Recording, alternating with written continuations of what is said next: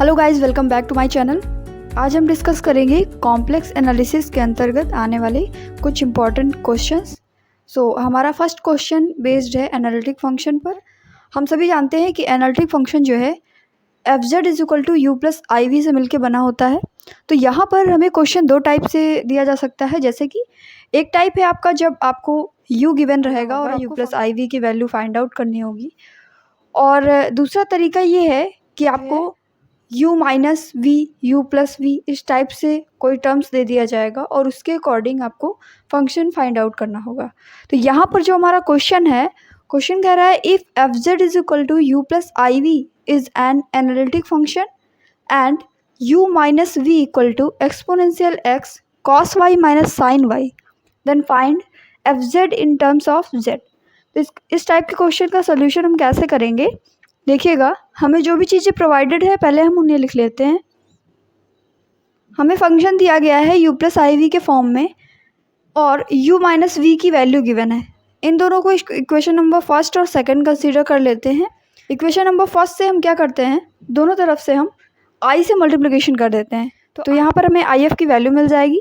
फिर हम equation number first और थर्ड को ऐड करेंगे तो हमें ये इक्वेशन मिलेगी। अब इस इक्वेशन में देखिएगा जो 1 प्लस आई इंटू एफ लिखा हुआ है इसे हम एफ जेड कंसिडर कर लें, u माइनस वी जो लिखा हुआ है इसे हम u कंसिडर कर लें और u प्लस वी को हम v कंसिडर कर लेते हैं कैपिटल में। तो ये सारी वैल्यूज़ हम कंसिडर करने के बाद एक हमारा फंक्शन बनाते हैं जो कि F Z is equal to capital U plus I capital V के फॉर्म में बनता है। अब ऐसा करने से क्या होगा, देखिएगा जो फंक्शन हमारा ओरिजिनल है u प्लस आई वी और जिन टर्म्स को हमने कंसीडर किया है कैपिटल U कैपिटल V, इनसे बना हुआ फंक्शन भी एनालिटिक होगा। तो यहाँ पर जो u की वैल्यू है, पहले तो हम उस u की वैल्यू लिख लेते हैं। देखिएगा हमने कंसीडर किया है स्मॉल u माइनस वी को कैपिटल U, यानी यहाँ पर कैपिटल U की वैल्यू हो जाएगी exponential x cos Y minus sine Y. अब यहाँ से हमें जो फंक्शन मिलेंगे, हम जानते हैं कि φ1 की वैल्यू अगर हमें निकालनी होगी, इसका मतलब हुआ कि जो भी हमारा फंक्शन है उसको हम x के रिस्पेक्ट में पार्शियली डिफ्रेंशिएट करेंगे और जो φ2 होगा उसमें हम y के रिस्पेक्ट में पार्शियली डिफ्रेंशिएट करेंगे। देन हमारा जो फर्स्ट फंक्शन निकल के आएगा डिफ्रेंशिएट करने पर exponential x cos Y minus sine Y, and φ2 निकल के आएगा exponential x minus sine Y and cos minus का कॉस वाई। अब बारी आती है कि हम मिलन्स मेथड लगाएं। तो यहाँ पर मिलन्स मेथड लगाने के लिए हमारे पास जो फंक्शन होता है वो हमें कहता है कि पहले आप जो है φ1 z कॉमा 0 की वैल्यू फाइंड आउट करिए, माइनस करिए i से मल्टीप्लिकेशन करके φ2 z कॉमा 0। तो इन वैल्यूज़ को फाइंड आउट करने के लिए हम अपने जो φ1 और φ2 आए हुए हैं फंक्शंस, उनसे z कॉमा 0 पर उनकी वैल्यूज़ निकाल लेते हैं। देन इनको पुट करने पर इस इक्वेशन में डायरेक्ट हमारा फंक्शन आ जाएगा। तो ये था मेथड मिलन्स मेथड से, जब हम कोई भी हमें कंडीशन दी हुई हो उसके थ्रू हम किसी फंक्शन को फाइंड आउट करें। और यही सेम तरीका होगा जब आपको u गिवन रहेगा और आपको फंक्शन फाइंड आउट करना होगा। उस केस में आप क्या करेंगे, simply del u by del X find out करेंगे, del u by del Y find out करेंगे और इन्हीं को φ1 एंड φ2 कंसीडर करके मिलन्स मेथड में लगा देंगे। चलिए आगे बढ़ते हैं। इसके आगे हमारा एक बहुत ही इंपॉर्टेंट क्वेश्चन है पावर सीरीज़ का। पावर सीरीज़ से हर बार कोई ना कोई क्वेश्चन एक या दो बनते हैं। तो आइए समझते हैं कि पावर सीरीज़ में क्वेश्चंस को कैसे सॉल्व किया जाएगा। देखिए क्वेश्चन है find the radius of convergence of the power series summation bn power n z power n where for each n bn is equal to 1 plus 1 plus 1 by 2 factorial plus dot dot 1 by n factorial. अब इस question को solve करने के लिए हमें ध्यान में रखना होगा कि रेडियस ऑफ कन्वर्जेंस का कोई भी क्वेश्चन हो, सबसे पहले हमें ये देखना है कि पावर्स n के फॉर्म में अगर आपका फंक्शन दिया हुआ हो तो हम उसमें रेडियस ऑफ कन्वर्जेंस के लिए जो फॉर्मूला यूज़ करते हैं वो फॉर्मूला होता है 1 by R limit n tends to infinite modulus of an whole power 1 by n। तो इस फॉर्मूले का यूज़ करके हम direct radius of convergence find out कर लेंगे। बट इन द केस अगर आपको जो फंक्शन दिया हुआ है उसमें पावर्स n नहीं है तो फिर आप नॉर्मल फार्मूला यूज करेंगे। जैसे कि इसके बाद वाला क्वेश्चन हम लोग देख सकते हैं, ये भी पावर n टाइप का क्वेश्चन है। यहाँ पर भी देखिएगा an की पावर n है और z पावर n है। तो यहाँ पर जो भी an है हम उसे कंसीडर करते हैं 4 plus 3i whole power n। इसमें हम जब फॉर्मूला अप्लाई करेंगे 1 by R limit n turns to infinite an whole power 1/n। तो n से n कैंसिल हो जाएगा। इसकी वजह से क्या होगा कि हमारा radius of convergence easily find out हो जाएगा। और अगर हम इसमें अप्लाई करते हैं फॉर्मूला an प्लस 1/an तो थोड़ा सा डिफ़िकल्टी होगी। सो इसलिए हमने यहाँ पर an होल पावर 1/n वाला फॉर्मूला यूज किया है। इसके बाद में हमारा क्वेश्चन रिलेटेड है बाइलिनियर ट्रांसफॉर्मेशन से, जिसमें हमें जेड प्लेन की मैपिंग डब्ल्यू प्लेन के पॉइंट्स पे दिखाई गई है। तो हमें बाइलिनियर ट्रांसफॉर्मेशन निकालना है, यानी कि एक मैपिंग को डिफाइन करना है। तो पहले आइए समझते हैं कि बाइलिनियर ट्रांसफॉर्म किस तरीके से डिफाइन होता है। यहाँ पर देखिएगा, डब्ल्यू का ट्रांसफॉर्मेशन जब हम करते हैं जेड के फॉर्म में, तो डब्ल्यू इज इक्वल टू होता है ए जेड प्लस बी अपॉन सी जेड प्लस डी। इसका मतलब ये हुआ कि जब भी हमें बाइलिनियर ट्रांसफॉर्म फाइंड आउट करना होगा और हमें मैपिंग गिवन रहेगी पॉइंट जेड से डब्ल्यू में, तो यहाँ पर हम क्या करेंगे, W is equal to T Z के फॉर्म का एक फंक्शन निकाल के लाएंगे। इसे ही हम बाइलिनियर ट्रांसफॉर्मेशन बोलेंगे। तो उसके लिए हमारा प्रोसेस क्या होता है कि जो भी हमें Z1, Z2, Z3, W1, W2 और W3 दिया हुआ है, उसको हम इस फॉर्मूले में यूज करेंगे। W minus W1, W2 minus W3 upon W1 minus W2, W3 minus W equal to होता है Z minus Z1, Z2 minus Z3, Z1 minus Z2 and Z3 minus Z। इस फॉर्मूले में अप्लाई करने के बाद हमारा जो ट्रांसफॉर्मेशन निकल के आएगा वो W के फॉर्म में होगा और इधर हमें फंक्शंस Z के फॉर्म में मिलेंगे। तो यहाँ पर हम इसका कॉम्पोनेंडो और डिविडेंडो से इसका सोल्यूशन करके फाइनली W की वैल्यू निकालेंगे जो कि Z के फॉर्म में आएगी, और यही हमारा W is equal to T Z का बाइलिनियर ट्रांसफॉर्मेशन हो जाएगा। इसके बाद आते हैं most important topic complex integration में कॉची थ्योरम से रिलेटेड। तो यहाँ पर हमें एक क्वेश्चन कह रहा है evaluate integration under C dz by z minus 5 where C is modulus of z is equal to 3। ये जो क्लोज कंटूर बन रहा है हमारा, ये सर्कल बन रहा है रेडियस 3 का। तो हम यहाँ पर जानते हैं कि हम चेक करते हैं z is equal to z0 point पर, यानी कि यहाँ z इज इक्वल टू 5 पर अगर हम चेक करें तो ये हमारे सिंपल क्लोज्ड कर्व के आउटसाइड लाई करेगा, और जो हमारा फंक्शन होगा वो हमारे सिंपल क्लोज्ड कर्व के इनसाइड ही एनालिटिक होता है। तो कॉची थ्योरम से यहाँ पर क्या हो जाएगा, इस इंटीग्रेशन की वैल्यू सीधे सीधे से 0 आ जाएगी। और सेम पोजीशन हमारी क्वेश्चन नंबर 2 में बन रही है कि अगर हमें इस इंटीग्रल को इवेल्युएट करना है, देन हम सबसे पहले चेक करेंगे कि जो भी हमें सर्कल दिया हुआ है, क्या ये पॉइंट जो नीचे वाला है हमारा z is equal to Z0 point, ये हमारा इस क्लोज कर्व के अंदर लाई कर रहा है या फिर नहीं। तो हम इसको चेक करेंगे अगर, तो z इज इक्वल टू 2 का पॉइंट जो है modulus of z is equal to 1 के सर्कल के बाहर लाई करेगा, इसलिए कॉची थ्योरम से इस इंटीग्रल की वैल्यू भी 0 हो जाएगी। इसके बाद में कॉम्प्लेक्स इंटीग्रेशन से ही एक और क्वेश्चन है जो कि बहुत ही ज़्यादा इंपॉर्टेंट है। तो देखिएगा, क्वेश्चन कह रहा है कि obtain the Taylor and Laurent series which represent the function region. हमें रीजन गिवन है, इनके अंतर्गत हमें Taylor and Laurent series find out करनी है। तो हम यहाँ पर देखेंगे कि हमारा जो फर्स्ट रीजन है modulus of z less than 2, and second region है 2 is less than modulus of z is less than 3, and third हमारा जो रीजन दिया हुआ है modulus of z greater than 3। तो हम यहाँ पर सपोज करते हैं हमारे फंक्शन को एफ से, और फंक्शन को थोड़ा सा चेंजमेंट करना होगा। उसके बाद इस चेंजमेंट के थ्रू आप तीनों रीजन्स में टेलर एंड लॉरेंस सीरीज को फाइंड आउट कर पाएंगे। तो सबसे पहला तरीका हमारा ये है कि हमें जो भी फंक्शन गिवन है आप उसको इस फॉर्म में बनाएंगे, यानी 1 माइनस करके। अब इस फॉर्म में हम कैसे बनाएंगे, तो अब यहाँ पर मोस्ट इम्पॉर्टेंट थिंग ये है कि हमें हर क्वेश्चन में इस फॉर्म में हमारे फंक्शन को कन्वर्ट करना होगा। तो हम ये कन्वर्जन कैसे करते हैं आइए समझ लेते हैं।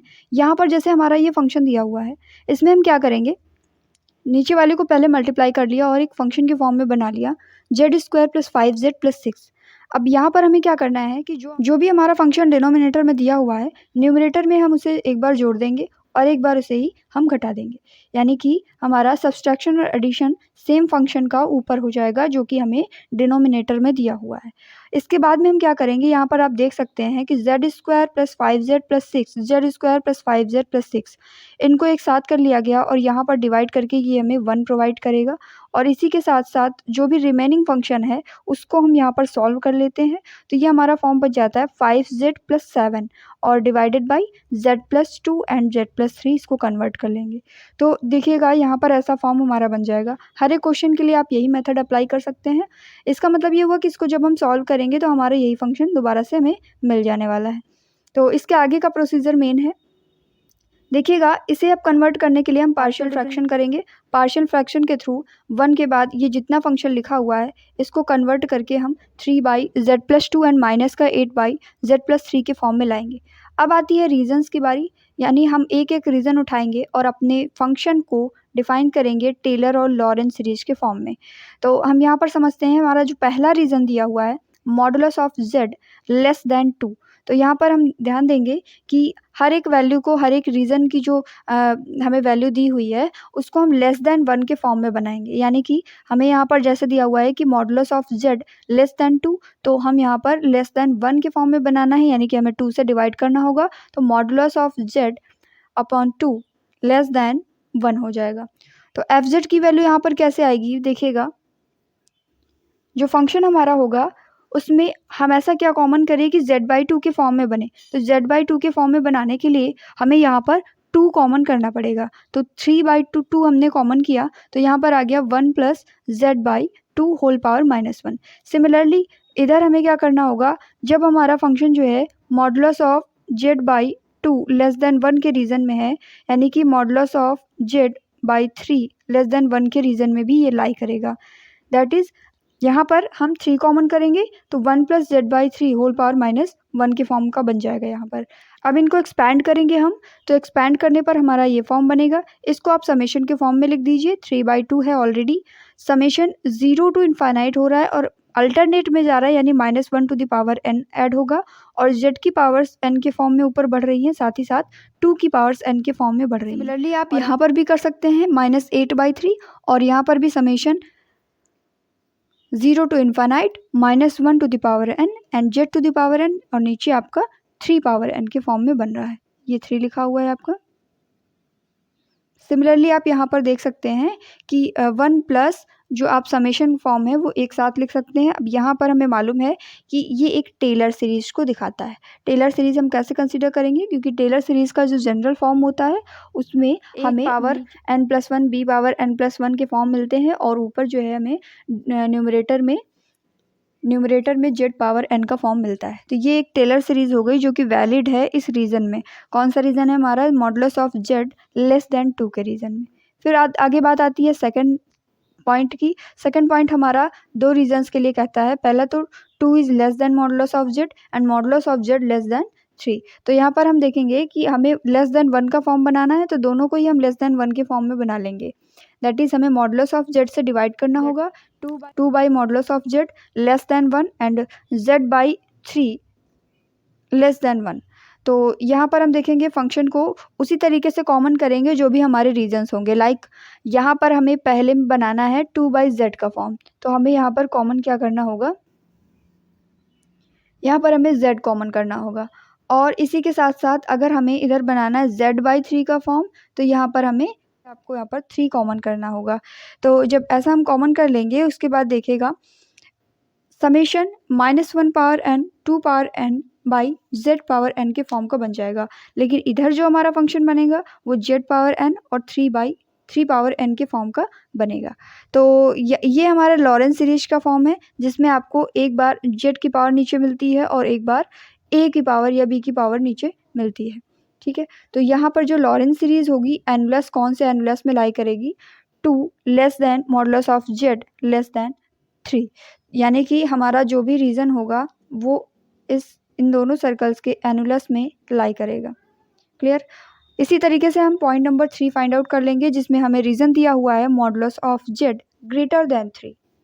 तो इसके लिए हम क्या करेंगे, < 1 का फॉर्म हमें दोबारा से बनाना है। तो अगर 3 मॉडुलस ऑफ z < 1 होगा तो 2 मॉडुलस ऑफ z ये भी < 1 होगा।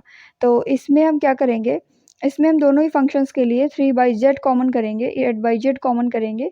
तो यहाँ पर कॉमन करने के बाद हमारा एक रीजन बन के आएगा, तो ये भी हमारा फंक्शन सॉल्व हो जाएगा।